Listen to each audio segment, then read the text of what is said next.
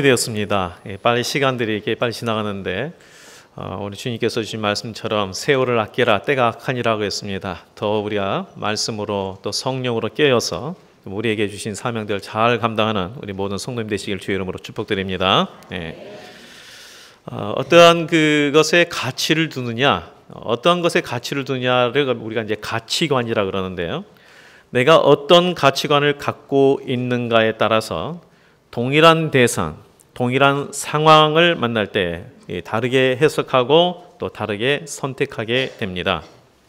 가치에 따라서 그렇죠.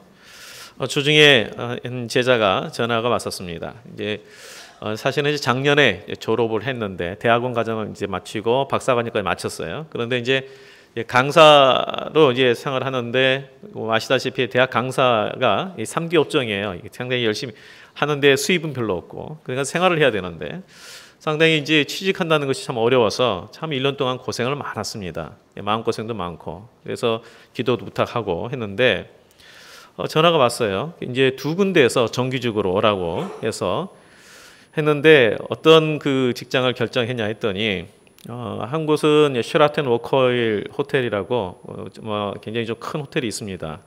근데 거기에 이제 VIP 라운지 쪽에서 이제 근무하는 곳인데 굉장히 연봉도 세고 좀 좋은 조건이에요. 그런데 본인이 그것을 포기하고 다른 상대적으로 조금 연봉도 적고 그런데 그것을 이제 선택했다는 겁니다. 그래서 왜 그렇게 했냐 했더니 한쪽은 조건이 좋은데 주일날 근무를 하게 돼서 본인은 내가 주일을 정말 하나님 앞에서 내가 좀 섬기는 것이 나에게는 그게 가치 있는 거라서 그렇게 결정했다고. 우리가 이제 어떤 것에 가치를 두느냐에 따라서 그러니까 이렇게 선택이 달라집니다. 초나라 임금이 이 장자를 제상으로 이제 삼기 위해서 사람을 보냈어요. 근데 그때 이제 이 장자가 이제 낚시질을 하고 있었는데 그 신하들이 그 임금의 뜻을 전했죠. 제상이 되어서 이 나라를 잘 정치를 좀 해달라고. 그런데 장자는 뒤도 돌아보지 아니하고 말했답니다. 무슨 말을 했냐면 내가 듣기에 초나라에는 신령스런 거북이 있는데 죽은 지 3000년이 되었다고 합디다. 그래서 임금이 그것을 비단에 싸서 상자에 넣고 묘당 위에 모셔두었다던데 그 거북이 죽어 뼈만 남은 채로 존귀하게 되기를 원하겠어? 아니면 진흙 속에 뒹굴더라도 살아서 꼬리를 끌고 다니기를 원하겠습니까? 하니까 신하들이 그거야 살아있는 것이 더 원하겠죠. 그랬더니 나 역시 그렇게 진흙 속에서 뒹굴며 살려고 합니다. 그냥 돌아가시오 라고 했다는 거예요.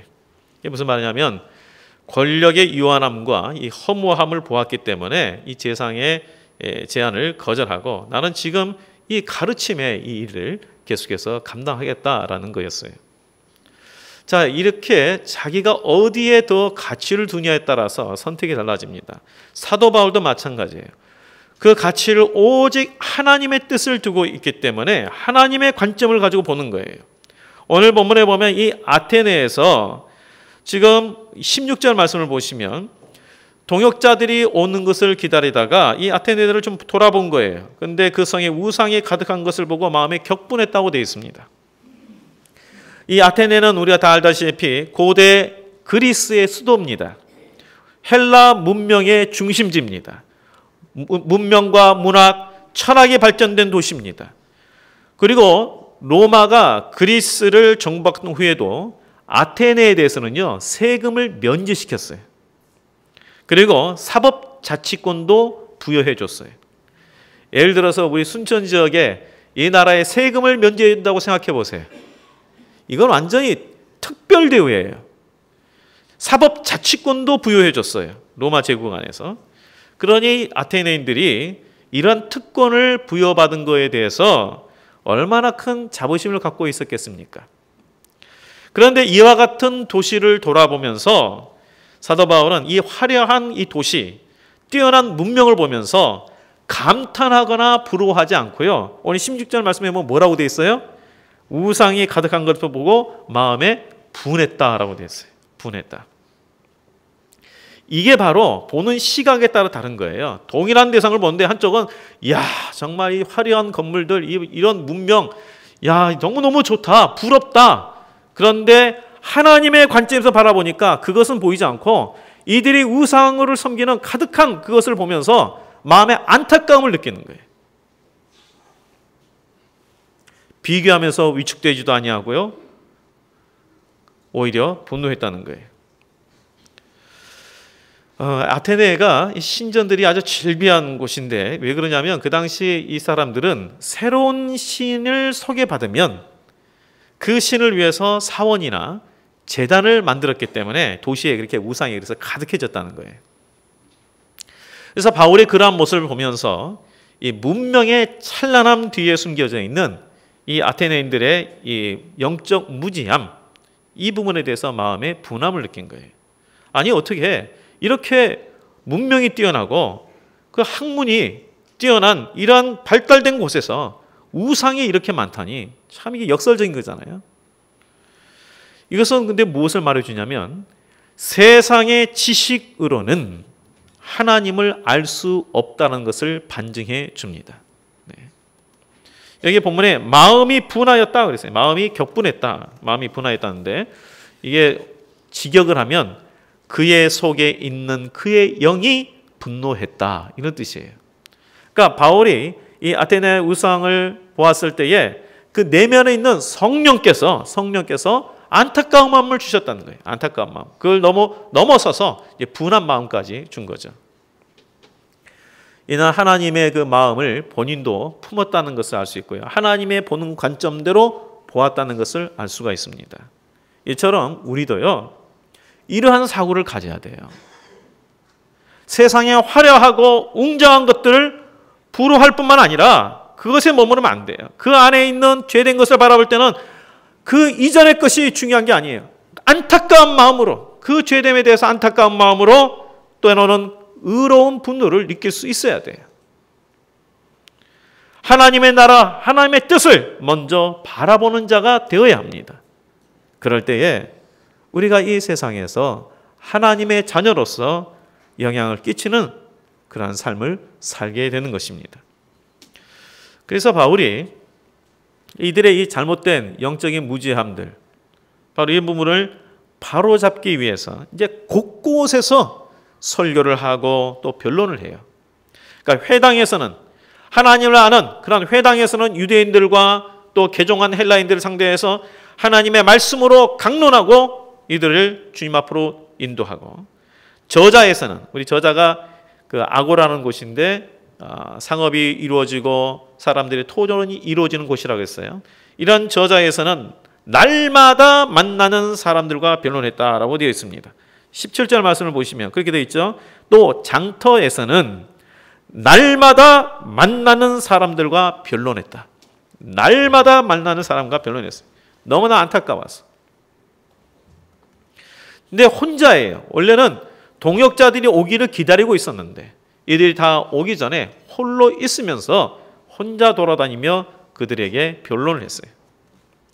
그러다 보니까 누구를 만나게 되냐면 18절에 보니까 에피쿠르스 철학자들과 스토아 철학자들을 이렇게 만나서 쟁론하는 이 사건이 발생이 됩니다. 우리가 조금 이들을 이해할 필요가 있어요. 아테나인들의 그 사고를 이해하려면 그 당시 아테네인들의 이 사고에서 아주 큰 영향을 끼치는 이 그들의 사고가 뭐냐면 바로 이 두 철학 사고예요. 에피쿠르스 이 학파는 쾌락을 인생의 주된 목표로 삼는 자들입니다. 쾌락을. 그래서 쾌락이 우리의 고통을, 우리의 욕정을, 공포를, 죽음에서 이 모든 것들을 벗어나게 하는 평정을 준다. 이렇게 생각을 했어요. 그래서 이들의 이제 표현은 이런 식이에요. 죽게 될지도 모를 내일을 위해서 오늘 먹고 마시라. 이게 그들의 표예요. 자, 다른 스토아파는 이성을 중시해요. 그래서 온 우주에 이성이 가득 차 있다. 그래서 이들에게 있어서는 절대신이라는 것은 인격적인 존재가 아니라 하나의 세계 정신이에요. 자, 이런 사고에 이들이 가득 차 있는 거예요. 그러다 보니까 사도 바울이 예수와 부활에 대해서 말씀할 때에 이 부분에 대해서 들을 귀가 없는 거죠. 네, 이해를 못하는 거예요. 그래서 나름대로는 학문적인 우월감도 있고 그런 교만감 가운데에 사도 바울에 대해서 뭐라고 말하냐면 말쟁이가, 그래서 말쟁이라고 이야기합니다. 그렇죠? 18절에 보면 이런 말을 해죠. 이 말쟁이가 무슨 말을 하고자 하느냐. 이 말쟁이라는 단어에 그 직역하면 이런 뜻입니다. 씨앗을 줍는 것. 씨앗을 줍는 거예요. 이게 뭐냐면 이삭을 주워 먹는 참새, 곡식을 주워 먹는 까마귀, 바로 이런 뜻이에요. 그러니까 바울에 대해서, 지금 예수님에 대해서, 하나님의 아들 예수에 대해서, 그리고 예수님께서 이 땅에 오셔서 죽으심으로 부활하셨다는 것, 이걸 들으면서 뭐라고 하냐면 이 사람이 여기저기 다니면서 주워 모은 지식을 가지고 떠들어대는 사람이다. 그래서 말쟁이란 뜻이에요. 구원의 진리에 대해서 눈이 다치고 귀가 다친 사람들은 아무리 세상의 지식을 많이 가져도 영적으로 무지하기 때문에 깨달을 수가 없습니다. 세상의 학문 공부를 많이 한 사람이 스스로 하나님을 깨닫느냐? 아니에요. 깨달을 수 없어요. 20절에 보면 이 두 철학자들이 이런 식으로 이야기합니다. 내가 어떤 이상한 것을 우리에게 들려주니. 여기 보면 이상한 것을 들려주니라는 거예요. 이상한 것. 그들의 지식으로는 예수님의 몸의 부활에 대해서 결코 이해할 수 없는 거예요. 그래서 하나님께서 인간의 몸을 입고 이 땅에 오시고 그 인간을 구원하기 위해서 십자가에 죽으시고 또 그 죽음에서 부활했다는 이 사실, 이거를 세상의 지식으로 학문으로 알 수 있는 게 아니에요. 이해할 수 있는 게 아니에요. 오직 하나님의 영이신 성령께서 깨닫게 하여 주시는 거예요. 많이 배운 자가 하나님의 말씀을 깨닫고 이해하는 게 아닙니다. 그래서 우리가 하나님의 말씀을 부지런히 연구하되 그 말씀 안에 담겨진 하나님의 뜻과 하나님의 마음을 깨닫도록 우리가 하나님께 기도하는 거예요. 그러므로 혹 내 생각으로 이해하지 못한다고 하나님의 말씀을 외면해서는 안 됩니다. 더욱 깨닫도록, 이해할 수 없는 것을 깨달을 수 있도록 지혜를 달라고 기도하셔야 돼요. 그럴 때에 이 기록된 성경에서 지식적인 내용만이 아니라 하나님의 마음을 깨닫게 되고 그 글 속에 있는 하나님의 뜻을 깨닫게 되는 거예요. 이번에 우리 이제 교회에서 성경 이제 오늘 그 주보에 보시면 성경 읽기표가 나가 있죠. 하나님의 말씀을 읽지 않는 거예요. 근데 그 전에 우리가 어떤 관점으로 볼 것인지에 대해서 강의를 했어요. 왜 그것을 하냐면요, 그냥 읽으면 글만 읽혀져요. 무슨 말인지 모르고. 그리고 이 하나님 말씀을 가까이 하는 것 할 때에 이것은 하나님께 기도하면서, 하나님, 읽을 때 이런 자세로 읽어야 돼요. 하나님, 내가 그냥 글씨만 읽는 것이 아니라 이 글 속에 담겨지는 하나님의 마음, 하나님의 뜻을 깨닫게 하여 주옵소서. 그렇게 읽을 때에 그 말씀의 능력을 경험하는 거예요.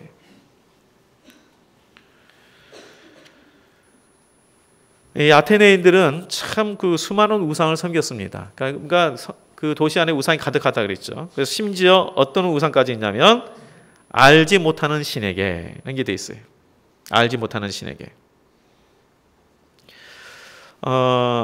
이 알지 못하는 신에게라는 그것이 유래되는 것이 기원전 6세기에 그 아테네에 전염병이 돌았는데, 그때 우리 에피메니데스라는 그 예언자 겸 또 철학자가 와서 이제 어떤 처방을 해줬나 봐요. 그래가지고 이제 전염병이 어쨌든 멈춰졌어요.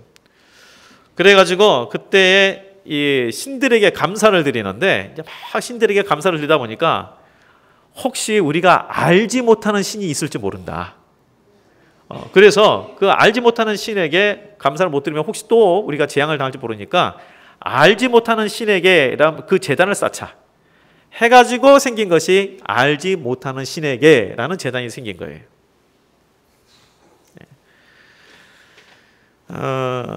이처럼 많은 우상을 섬기고 또 당시에 이 철학의 영향을 받아서 최고의 신을 인격적인 신이 아닌 하나의 정신으로 보았기 때문에 하나님의 말씀 속에 있는 이러한 진리를 그들이 들어도 깨닫지 못한 것이죠.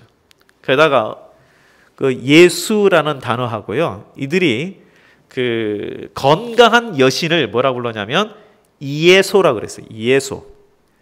그러니까 뭐 진지하게 듣지 않으면 그게 그걸로 들려요. 예수, 이예소. 예. 구분이 되셔요? 예수, 이예수. 그러니까 이렇게 그냥 들으면 그냥 지나치게 들을 수 있어요. 그래서 우리 성경을 읽다 하는데 성경을 잘 읽으셔야지 그냥 듣기로 대충 들으면 그 별로 의미가 없어요. 이들은 단순히 지적 호기심 때문에 새로운 가르침을 듣고자 했어요. 그래서 이 바울을 당시 재판과 입법을 주관했던 그런 장소인 아레오바고라는 곳에서 서게 해가지고 말씀을 들어요. 이 아레오바고 그러는데 파고스라고 해서 이건 언덕이라는 뜻이에요. 그래서 아레오 언덕, 바로 거기에서 이제 말씀을 듣게 했어요. 그리고 이제 바울이 그곳에서 하나님에 대해서 설교한 내용이 나옵니다. 그런데 자 23절에 보면 같이 한번 읽어보도록 하겠습니다. 23절. 자 시작. 내가 두루 다니며 너희가 위하는 것들을 보다가 알지 못하는 신에게라고 새긴 단도 보았으니 그런즉 너희가 알지 못하고 위하는 그것을 내가 너희에게 알게 하리라. 여기 보면 자 알지 못하는 신에 대해서 이야기했죠. 여기 보면 내가 너희를 알게 하리라 라는 이 말이 나와요. 근데 이것은 우리나라 말로 보면은 별로 이렇게 의미가 안 왔는데 원래 이제 라틴어나 뭐 헬라어나 뭐 보면은 동사 자체에 인칭이 들어가 있어요. 그래서 내가 사랑하느냐, 그가 사랑하느냐, 너희가 사랑하느냐 이것이 동사에 다 들어가 있어요. 자, 그런데 여기 보면 내가 너에게 알게 하겠다라는 부분이 내가라는 단어가 또 하나 더 들어간 거예요. 그래서 그 강조가 되어 있는 거예요. 그러니까 우리로 말하면 내가 너에게 알게 하겠다 이런 차원이 아니고 내가 너에게 알게 하겠다. 내가라는 것이 강조가 되어 있어요. 그러니까 알게 하겠다라는 것보다 더 강조된 게 뭐냐면 내가라는 거예요. 내가 하겠다. 너희들이 알지 못하는 신, 너희들의 학문으로, 너희들이 뛰어난 그 지식으로 깨닫지 못하는데 내가 알게 해주겠다. 이런 말이에요. 왜 바울이 이렇게 자기 자신이 알려주겠다라고 강조를 하는가? 그것은 스스로 지식인이라고 자처하는 그들의 무지를 깨우쳐주기 위함이에요. 비록 그들이 세상적인 학문의 지식은 많다고 하지만 영적인 무지를 깨우치는 것은 세상의 어떤 학문으로 되는 것이 아니다. 바로 이것을 강조하기 위함이에요. 데살로니가전서 3장 2절 말씀에 이렇게 기록이 되었습니다. 믿음은 모든 사람의 것이 아니니라. 믿음은 모든 사람의 것이 아니라는 거예요. 우리가 생각할 때 믿음은 모든 사람이 다 믿고 구원받기를 하나님 물론 원하시지만 믿음은 모든 사람의 것이 아니라는 거예요. 그래서요 여기에 나와서 하나님 앞에 예배를 드리는 우리 성도님들은요 하나님 앞에 특별히 구별된 자들이고 이 자체가 은혜라는 것을 깨달으셔야 돼요. 믿음은 모든 사람의 것이 아니에요. 이 세상의 학문을 가지고 많은 업적을 남기는 그런 자들도 믿음은 본인이 가질 수가 없어요. 창조주가 되시는 참신을 깨닫는 지혜, 구원에 이르는 지혜는 사람에게 있는 것이 아니라 하나님께 있어요. 그래서 하나님의 계시로 깨달은 내가 너에게 알려주겠다. 그리고 하나님이 어떤 분이신지를 24절과 25절에 말씀하는데요. 이 부분이 우리에게 있어서 이 신앙관과 신앙의 자세에 있어서 상당히 중요해요. 24절과 25절 이 부분에 대해서는 우리 천천히 한번 또 읽어보도록 하겠습니다. 24절, 25절 같이 한번 읽겠습니다. 우주와 그 가운데 있는 만물을 지으신 하나님께서는 천지의 주제시니 손으로 지은 전에 계시지 아니하시고 또 무엇이 부족한 것처럼 사람의 손으로 섬김을 받으신 것이 아니니 이는 만민에게 생명과 호흡과 만물을 친히 주시는 이심이니라. 네 가지가 나옵니다. 먼저는 뭐냐면 하나님은 우주와 그 가운데 있는 만물을 지으신 분이시다. 그러니까 우주와 그 가운데 있는 모든 만물을 지으신 창조주이시다. 이게 우리 신앙의 출발이에요. 우리 신앙의 출발의 고백이 어디서 시작되냐면 창조주 하나님을 믿는 데서 시작이 돼요. 우리 창세기 딱 시작보면 뭐가 나옵니까? 태초에 천지를 창조하신다고 되어 있죠. 창조주로부터 시작이 돼요. 그리고 이 창조주 하나님께서, 이 광활한 우주를 창조하신 하나님께서 보잘것없는 우리를 구원하시기 위해서 이 땅에 내려와 주시고, 그리고 우리를 위해서 십자가에 죽이시기까지 우리를 사랑하여 주시고 우리를 구원해 주신 그 구원자 하나님을 믿을 때에, 그때 우리 신앙의 고백이 완성이 되는 거예요. 그리고 그 하나님은 천지의 주제시다라고 되어 있어요. 천지의 주제. 이게 뭐냐면 통치자시다. 통치자. 아까 말했죠. 이 스토아파들, 철학자들은 그리고 그 아테네 사람들의 이 사고에는 최고의 신은 인격적인 신이 아니라 정신이다 이렇게 생각해요. 정신. 그런데 이 부분에 대해서 사도 바울도 잘 알고 있기 때문에 그도 이 헬라 철학을 아주 잘 아는 사람이거든요. 그래서 이야기하는 거예요. 아니다는 거예요. 천지의 주제시다. 만물을 주관하고 다스리는 분이시다. 인격적인 분이시다. 이렇게 말씀하고 있어요. 그리고 이제 우리 이제 신앙에 있어서 이거 두 가지는 잘 아시니까 세 번째부터가 이제 중요해요. 세 번째는 보면 자 24절의 후반부에 보면 이렇게 되어 있습니다. 손으로 지은 전에 계시지 아니하시고, 손으로 지은 전에 계시지 아니한다.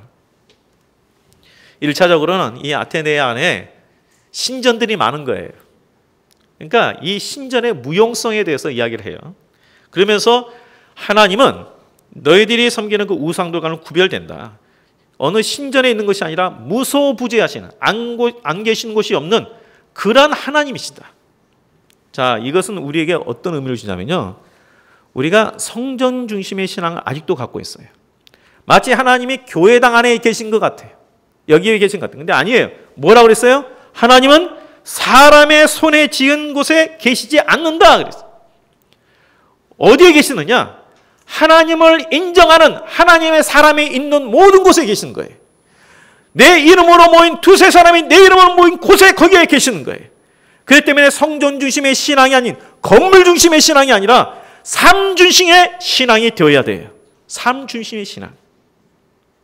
내가 어느 곳에 가든지 하나님의 말씀을 순종하며 살아갈 때 그곳에 하나님이 계시는 거예요. 사람의 손으로 지은 곳에 계시지 아니한다. 우리 신앙에 있어서 이 부분을 우리가 잘 세우셔야 돼요. 그 다음에 네 번째로 뭘 말하냐면 25절에 보면은 또 아주 중요한 부분이 있습니다. 25절 무엇이 부족한 것처럼 사람의 손으로 섬김을 받으시는 것이 아니다. 자, 무엇이 부족한 것처럼 사람의 손으로 섬김을 받는 분이 아니다. 우상들은요, 섬기는 자가 없으면 존재의 의미가 없어요. 그러나 하나님은 우리 사람에 의존한 분이 아니에요. 스스로 존재하시는 분이에요. 그래서 하나님께서 모세에게 자신에 대해서 뭐라 말씀하셨습니까? 나는 스스로 존재하는 자이다 라고 말씀했어요. 나는 스스로 존재하는 자이다. 너희들이 섬기는 사람이 있든 없는 사람이 있든 간에 그 문제가 아니에요. 천지를 창조하신 하나님께서 스스로 존재하신다. 그러나 이들의 우상들은 섬기는 자가 없으면 의미가 없는 거예요. 그래서 성도님, 우리가 이걸 제대로 알아야 돼요. 하나님은 우리의 섬김을 통해 존재하는 신이 아닙니다. 하나님은 창조주가 되시고 지금도 이 세상을 경영하시는 분이시고 사람의 손으로 섬김을 받는 그런 존재가 아니라는 거예요. 그렇다면 우리가 어떻게 하나님을 돕는가?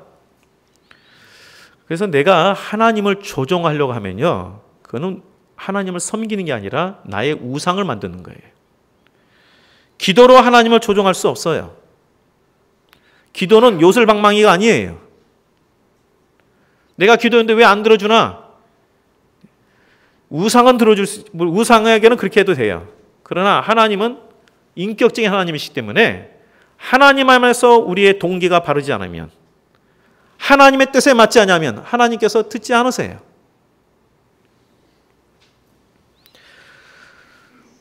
그리고 우리가 하나님 앞에 헌금하는 것이 하나님을 돕는다라고 생각하는 것도 잘못됐어요. 그게 아니에요. 내 것으로 하나님 앞에 기부하는 게 아니에요. 모든 것이 하나님으로부터 주어졌다는 고백. 그래서 이 하나님 감사합니다. 주님께서 주신 것 내가 나의 삶 속에서 쓰고 또 내가 구별하여 하나님 앞에 다시 드립니다. 이게 헌금의 의미예요. 기부가 아니에요. 교회에 출석하는 것이 하나님께 뭔가 좀 도움이 된다고 생각한다면 잘못 믿은 거예요. 우리가 교회에 출석하든 안 하든 간에 하나님께는 별로 영향이 전혀 없어요. 봉사하는 것이 하나님께 도움이 될 거라는 것, 그것도 생각하는 것도 잘못이에요. 그렇게 될 때 나의 의가 드러나요. 내 의가. 그리고 내가 인정받고 싶어하는 마음이 생겨요. 하나님은 스스로 계시는 분이신데, 하나님의 천지를 창조하신 분이신데, 아니 우리의 도움이 뭐가 필요합니까?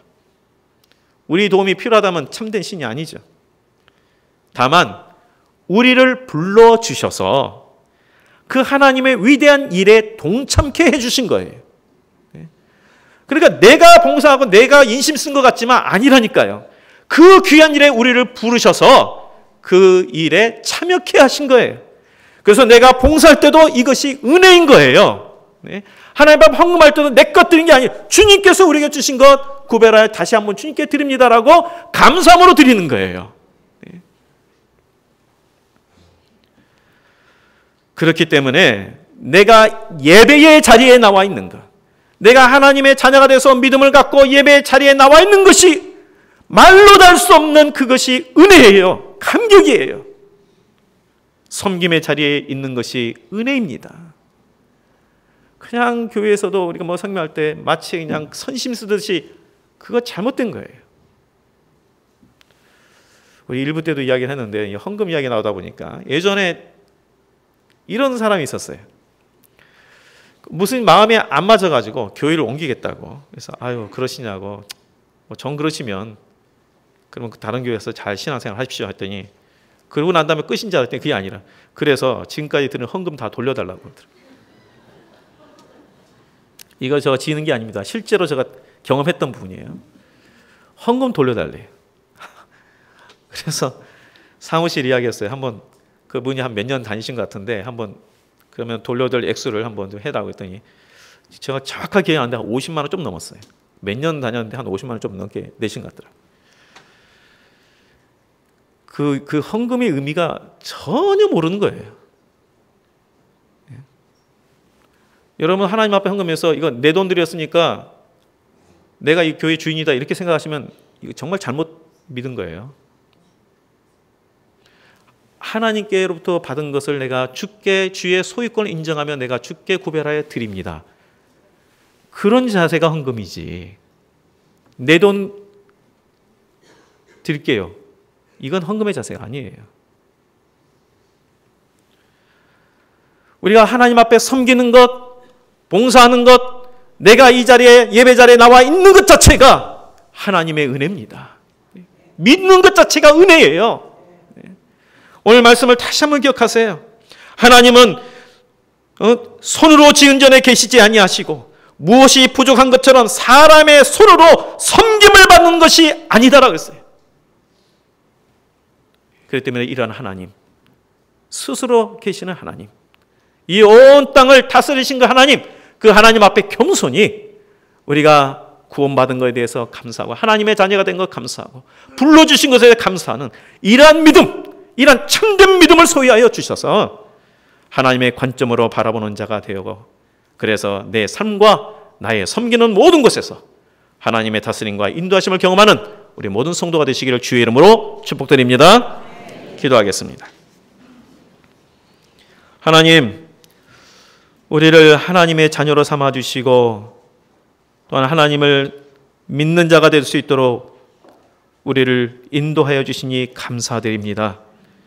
믿음이 모든 사람의 것이 아님에도 우리를 불러주셔서 믿음의 삶을 살게 하여 주셨사오니 이제 이후로 더욱 흔들림이 없이 하나님의 자녀답게 살게 하여 주시옵소서. 혹 지금 신앙의 갈등과 믿음의 연약한 가운데 있는 성도들이 있다면 그들에게 성령님의 깨닫게 하심을 허락하여 주셔서 삶 속에서 하나님과 동행하고 하나님의 역사를 경험케 하여 주시옵소서. 우리 모두가 살아계신 하나님을 각자의 삶에서 경험하며 하나님의 인도함을 받는 복된 삶 되기를 간절히 바라옵고 예수님 이름으로 기도하옵나이다. 아멘.